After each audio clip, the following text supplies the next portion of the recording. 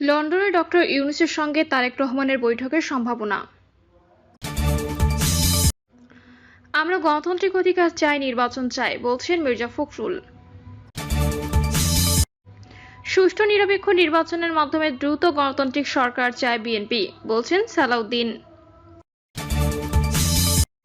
জানাবো কেন গ্রেপ্তার হলেন না আব্দুল হামিদ,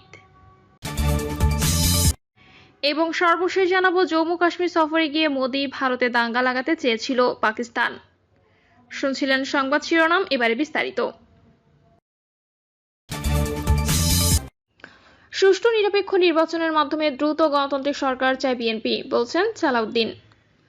বিএনপির স্থায়ী কমিটির সদস্য সালাউদ্দিন আহমেদ বলেছেন, বিএনপি দেশে যত দ্রুত সম্ভব একটি সুষ্ঠু ও নিরপেক্ষ নির্বাচনের মাধ্যমে রাজনৈতিক ও গণতান্ত্রিক সরকার প্রতিষ্ঠা করতে চায়। সালাউদ্দিন আহমেদ বলেছেন, ফ্যাসিবাদী আওয়ামী লীগের একদলীয় শাসনের অবসান হলেও তারা দেশে এবং বিদেশে বসে নানা ষড়যন্ত্র করছে।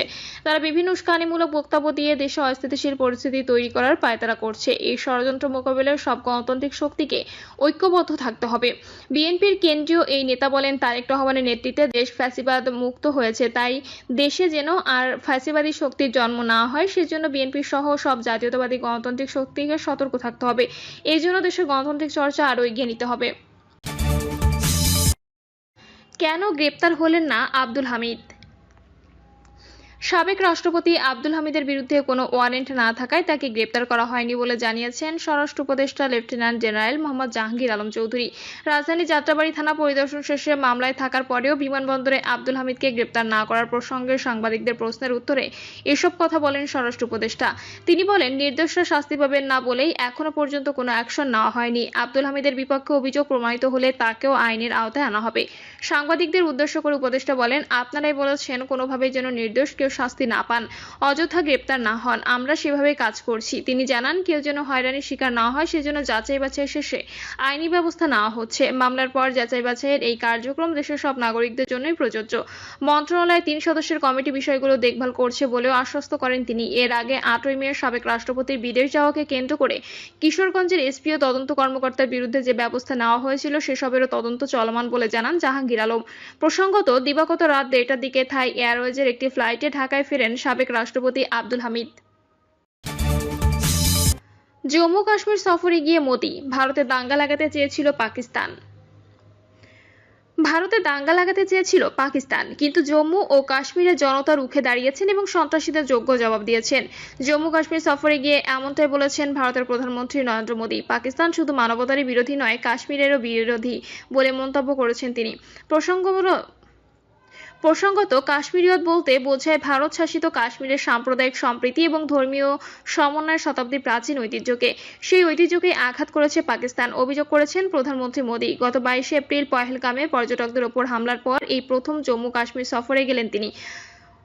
গত ওই ঘটনাকে কেন্দ্র করে পাকিস্তানের বিরুদ্ধে ভারত যে সাম্প্রতিক সামরিক পদক্ষেপ নিয়েছিলেন তারও ঠিক 1 মাস পূর্ণ হয়েছে আজ। প্রধানমন্ত্রী শুক্রবারের এই কর্মসূচি চন্দ্রভাগা নদীর উপরে তৈরি হওয়া বিশ্বের সর্বোচ্চ রেল সেতুর উদ্বোধন, বন্দে ভারত রেল উদ্বোধন সহ একাধিক উন্নয়নমূলক প্রকল্পের সূচনার জন্য।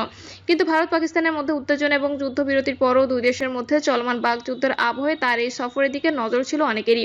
কি বলেছেন প্রধানমন্ত্রী মোদী? জম্মু কাশ্মীরের কাটরার অনুষ্ঠানে উপস্থিত ছিলেন জম্মু ও কাশ্মীরের মুখ্যমন্ত্রী ওমর আবদুল্লাহ এবং কেন্দ্রীয় রেলমন্ত্রী অশ্বিনী বৈষ্ণব সহ আরও অনেকে। ওই সভায় প্রধানমন্ত্রী অভিযোগ তোলেন, পর্যটন শিল্পকে ঘিরে কাশ্মীরের উন্নতিকে নিশানা করতেই পাকিস্তান হামলা চালিয়েছিল। তিনি বলেন, পর্যটন থেকে রোজগার হয়, পর্যটন মানুষকে জুড়েও রাখে, কিন্তু দুর্ভাগ্য আমাদের প্রতিবেশী দেশ মানবতার বিরোধী, এই মিলেমিশের বিরোধী এবং পর্যটনেরও বিরোধী।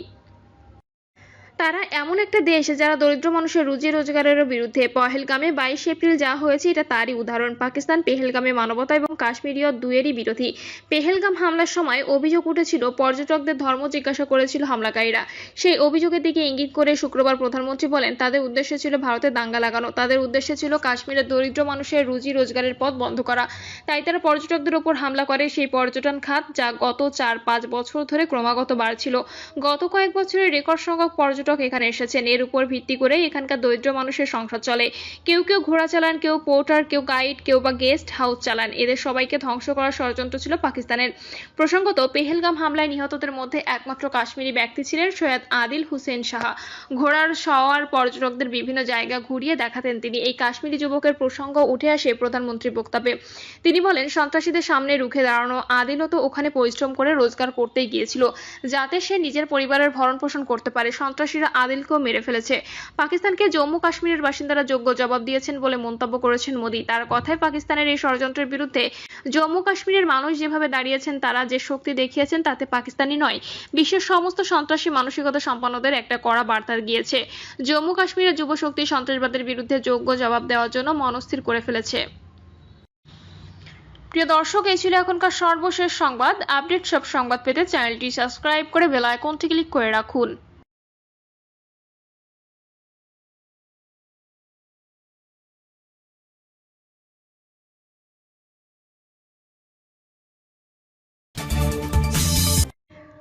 লন্ডনে ডক্টর ইউনূসের সঙ্গে তারেক রহমানের বৈঠকের সম্ভাবনা।